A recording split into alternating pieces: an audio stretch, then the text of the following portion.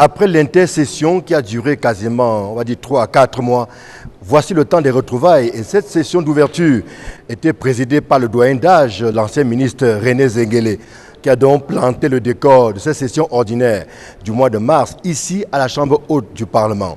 Des retrouvailles donc parmi les sénateurs qui émettent le vœu de voir cette session placée sous le signe de la mise en œuvre des actions concrètes au lendemain de l'élection présidentielle qui a porté Paul Biya à la tête de l'État du Cameroun. Dans les discours qui ont suivi, aussi bien le 6 novembre que le 31 et même lors de l'adresse à la jeunesse, le président de la République est revenu sur la promesse qui a été faite s'agissant justement de ce plan spécial dédié aux jeunes et aux femmes, 50 milliards de francs CFA pour ouvrir les fenêtres de l'emploi à cette catégorie sociale. Évoquer, si c'était encore nécessaire, le problème de chômage des jeunes concernant les 50 milliards qui seront mis à la disposition pour accompagner les jeunes et les femmes. Donc c'est un discours rempli d'espoir pour les femmes et les jeunes. Et maintenant, nous attendons la mise en exécution. L'actualité s'est invitée ici à la Chambre haute du Parlement et donc c'est sans surprise que le ministre René Zengele, doyen d'âge du Sénat, est revenu sur la Journée internationale des droits de la femme. Il a davantage insisté sur les féminicides qui connaissent une montée en puissance, mais davantage aussi les violences à la fois sexuelles et sexistes dont les femmes sont victimes au quotidien dans notre pays.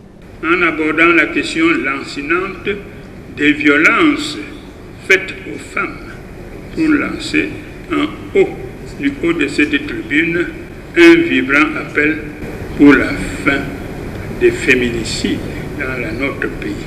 Évidemment, et c'est sans surprise, les bruits de couloir s'invitent également à l'hémicycle du Sénat avec ces rumeurs les plus folles qui annoncent une probable révision de la Constitution. On parle de l'introduction d'un poste de vice-présidence et d'autres réformes institutionnelles qui viseraient à moderniser l'État du Cameroun. Les sénateurs ne sont pas sourds à ces rumeurs. La feuille de route a été dressée par le chef de l'État. C'est lui qui a parlé de la révision constitutionnelle, c'est lui qui a parlé de tout ce que vous venez de citer. Je ne suis pas inquiet. Ces choses, on doit les implémenter pour que le pays change. Le pays a envie d'une bouffée d'oxygène fraîche. Le pays a envie de faire bouger les lignes.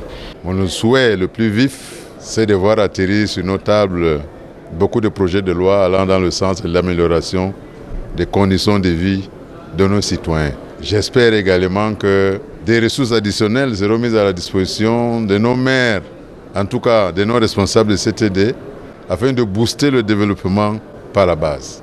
Au-delà de ce qui se dit dans les chaumières, l'enjeu majeur de cette session de mars demeure le renouvellement de la Chambre haute du Parlement camerounais. Sans surprise, Marcel Nyat Difenji devrait être reconduit au perchoir, certainement avec l'ensemble du bureau, à moins que, à raison de quelques décès, il y ait quelques réajustements rendus nécessaires justement par ces disparitions. Quoi qu'il en soit, c'est une session de 30 jours qui s'annonce fort chargée pour les sénateurs.